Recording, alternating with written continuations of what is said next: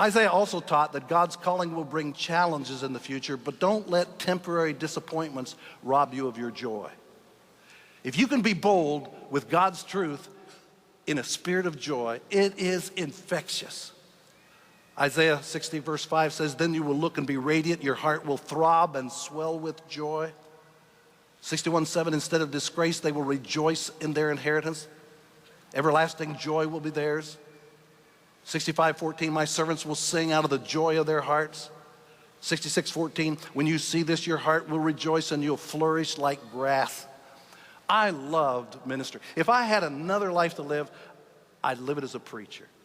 But Satan's number one temptation for most ministers, I think, is not lust or greed. It is, as Rick mentioned last hour, discouragement. The ministry can dishearten you at times. Church members will criticize you and say you're too shallow, you're not deep enough, you're not spiritual enough. Family members may defect, even your own children, and blame you. You'll prepare for hours to preach, and you'll preach your heart out, and then look out and the deacon is asleep and the kids are playing Angry Birds on their cell phones. You'll pray with passion, the little child will live and the child dies, and you will feel so helpless trying to minister to the parents. You'll speak the truth over and over again, and then you have a guest speaker in who says the very same things, and as a result, some elder comes up and acts like he's never heard it before.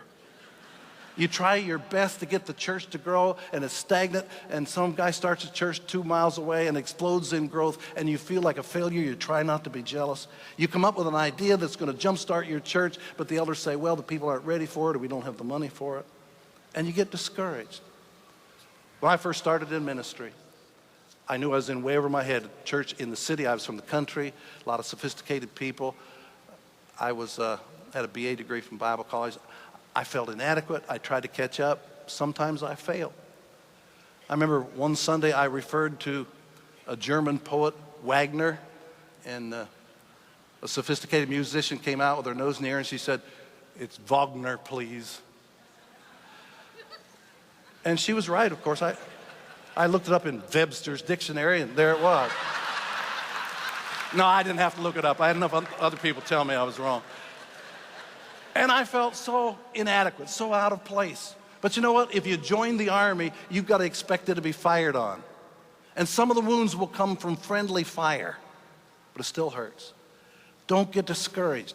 Isaiah 61:3 says, I will bestow on them a crown of beauty instead of ashes, the oil of gladness instead of mourning, and a garment of praise instead of a spirit of despair.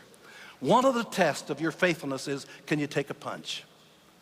Can you get back up one more time than you get knocked down? Do you really believe what you say you believe, that you have a hope that can never perish, spoil, or fade, kept in heaven for you? Then hang in there and do it with a joyful countenance and a positive spirit. Dietrich Bonhoeffer grew up in privileged circumstances, but he spent the last 18 months of his life in a prison in Germany, deprived of all but the basic necessities of life. Not yet 40 years old. Listen to this description of him from a fellow prisoner, Payne Best. Bonhoeffer always seemed to me to diffuse an atmosphere of happiness, of joy in every smallest event in life, of deep gratitude for the mere fact that he was alive. He's one of the very few men that I've ever met of whom his God was real and ever close to him. His soul really shone in the dark depression of our prison. Best said Bonhoeffer had always been afraid that he would not be strong enough to stand such a test. But now he knew that there was nothing in life of which one need ever be afraid. He was also cheerful, ready to respond to a joke.